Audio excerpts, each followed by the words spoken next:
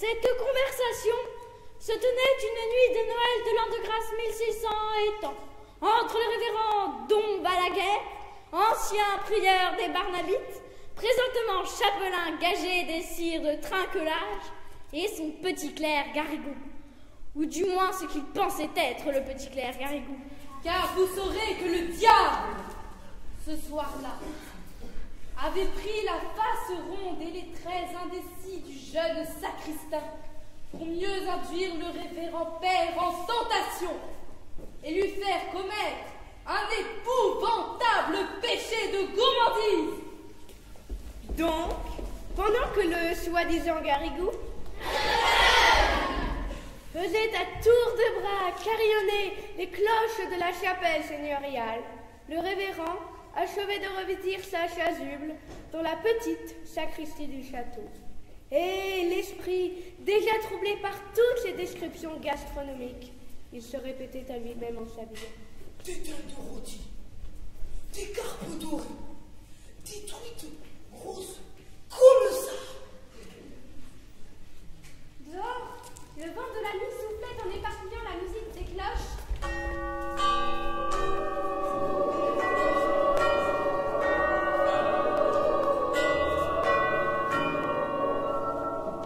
Et à mesure, des lumières apparaissaient dans l'ombre, au flanc du mont Ventoux, en haut duquel s'élevaient les vieilles tours de Trinquelage.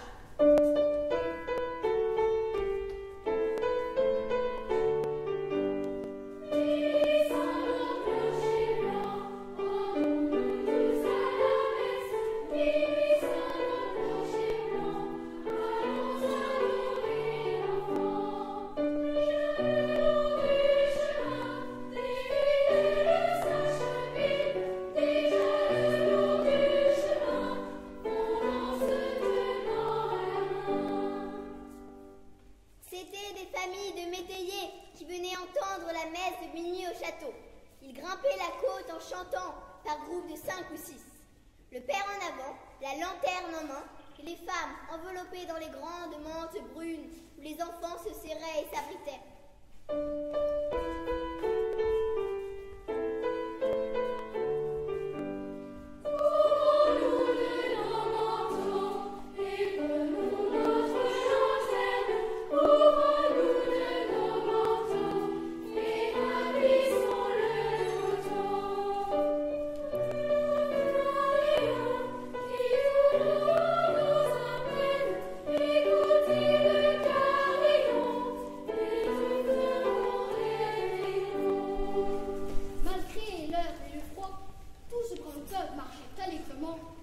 venu par l'idée qu'au sortir de la messe, il y aurait, comme tous les ans, table mise pour eux en bas dans les cuisines.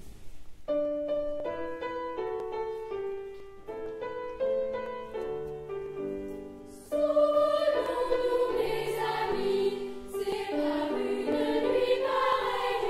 Souvenons-nous, mes amis, que notre Seigneur naquit. Il naquit sans apparat, dans une modeste table.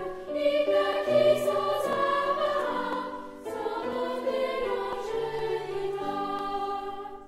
De temps en temps, sur la rue de Montée, le carrosse d'un grand seigneur, précédé de porteurs de torches, faisait miroiter ses glaces au clair de lune. Ou bien une mule trottait en agitant ses senailles. Et, à la lueur des phalos enveloppés de brume, les métaillers reconnaissaient leur bailli et le saluaient au passage. Bonsoir! Bonsoir, maître Ardotto! Bonsoir, bonsoir, mon enfant. On entendait le tintement des tournebroches, Le fracas des casseroles, les chocs des cristaux et de l'argenterie, et au lieu de les appeler dans le bar, par là-dessus, une vapeur tiède qui sentait bon les chairs rôties et les herbes fortes des sauces compliquées faisaient dire à tout le monde qu'il était bon.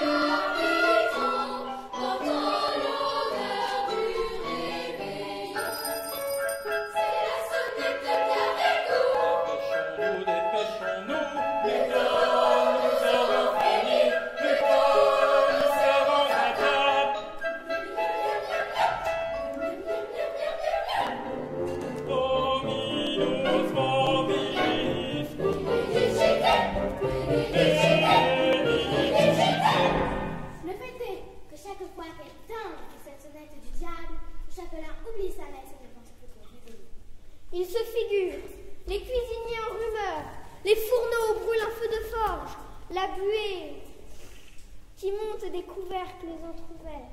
Et dans cette buée, de magnifiques bourrées, tendues, marbrées de truffes.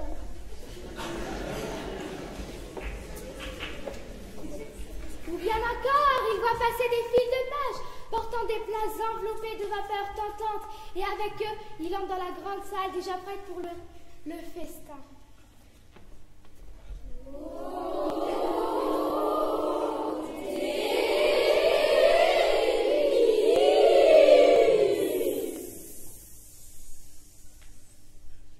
Voilà l'immense table toute chargée, flamboyante, les pans habillés de leurs plumes, les faisans écartant leurs ailes mordorées, les flacons couleur rubis, les pyramides de fruits éclatants parmi les branches vertes.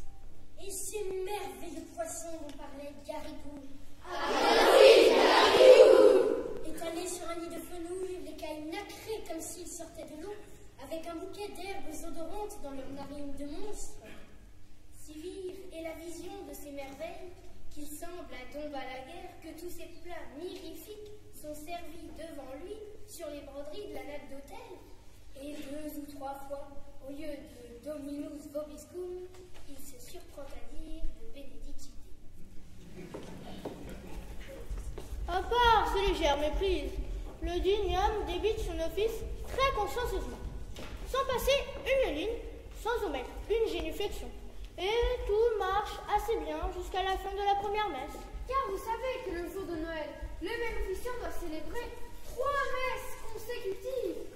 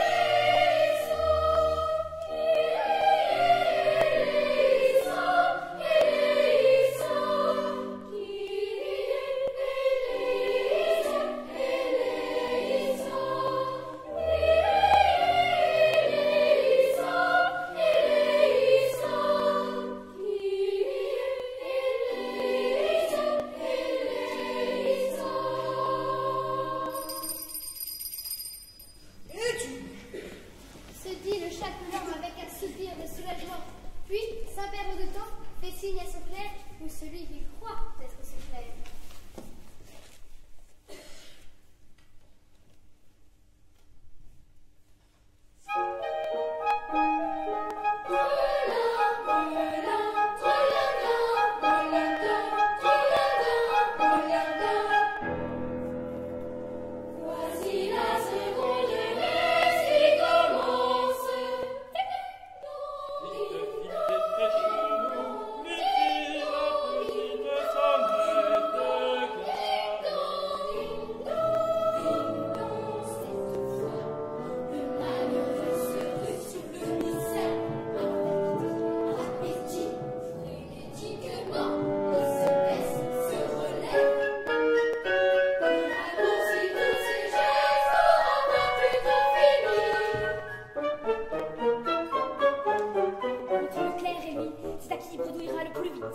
controversées et réponses se précipitent, se bousculent. Les mots à moitié prononcés, sans ouvrir la bouche, ce qui prendrait trop de temps, s'achèvent en murmures incompréhensibles.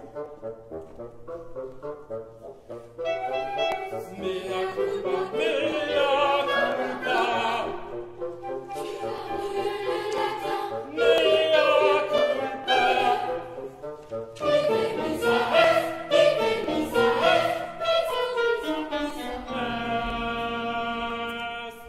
Pareils et des vendangeurs pressés foulant le raisin de la cuve, tous deux barbotent dans le latin de la messe en envoyant des éclaboussures de tous les côtés.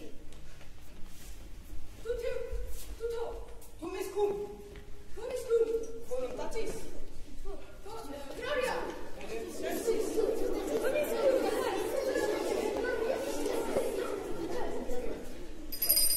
Et tout le temps, la damnée petite sonnette est là, qui tinte à leurs oreilles, comme ces grelots qu'on met aux chevaux de poste, pour les faire galoper à la grande vitesse. À ce train-là, une messe est vite expédiée.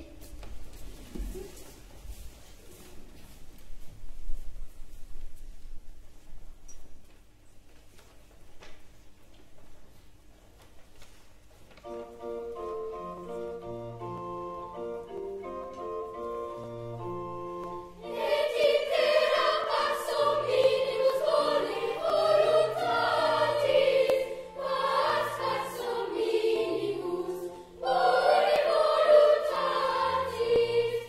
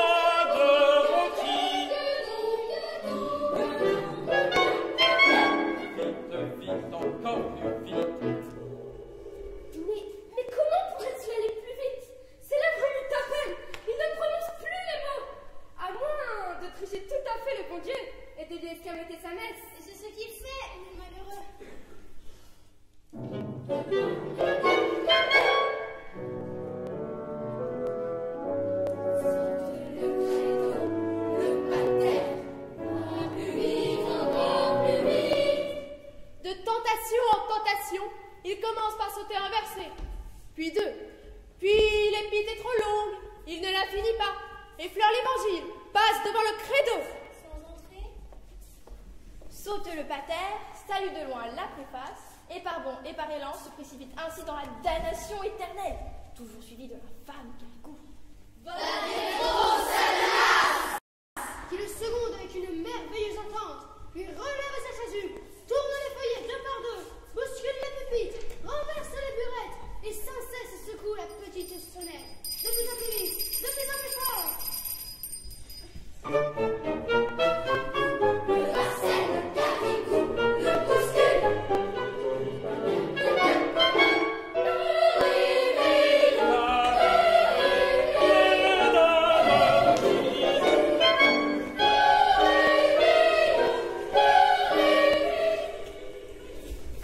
Il faut voir la figure effarée que font tous les assistants, obligés de suivre la mimique du prêtre, cette messe dont ils n'entendent pas un mot. Les uns se lèvent quand les autres s'agenouillent, s'asseyent quand les autres sont debout.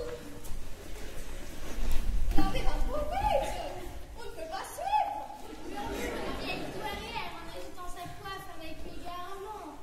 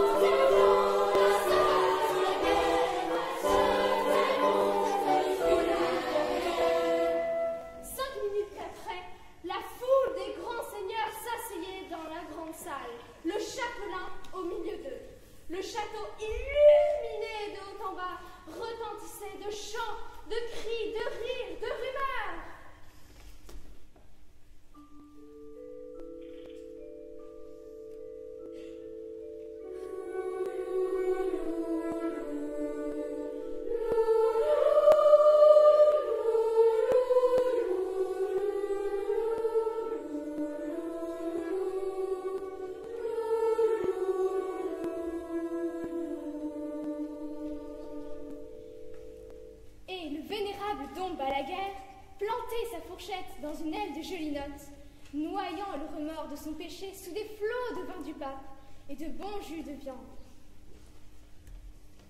Tant il but et mangea, le pauvre saint homme, qu'il mourut dans la nuit d'une terrible attaque, sans avoir eu seulement le temps de se repentir. Puis au matin, il arriva dans le ciel encore tout en rumeur des fêtes de la nuit, et je vous laisse à penser comme il y fut reçu.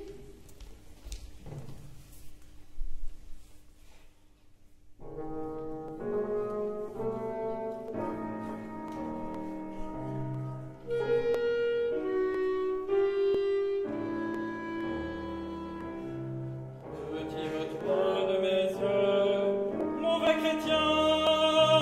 Ah, tu m'as volé une messe de minuit. Eh bien, tu m'en paieras 300 places, et tu n'entreras en paradis que quand tu auras célébré ces 300 messes de Noël.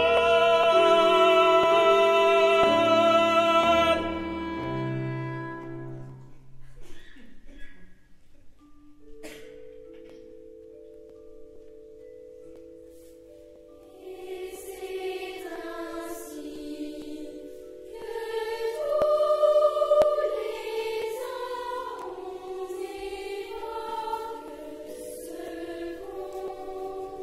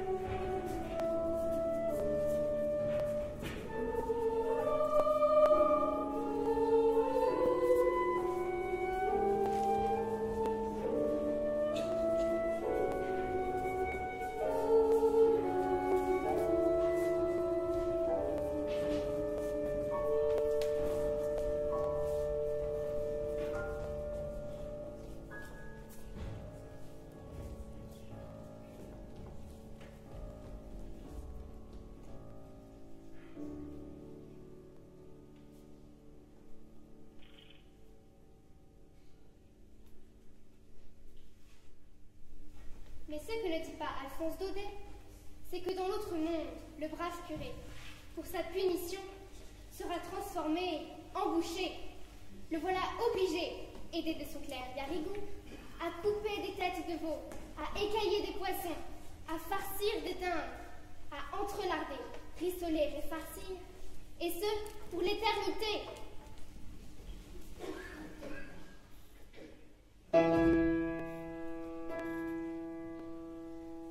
Le boucher prépare des morceaux dociles de mort arrachés au néant. Le boucher prépare des morceaux dociles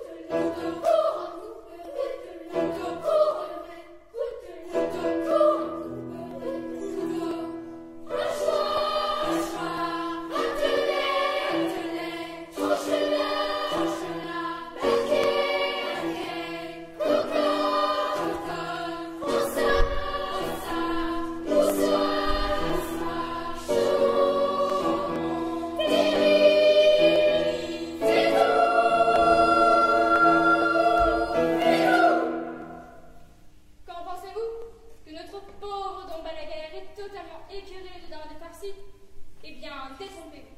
Il continue de rêver de bons bains et de jambon.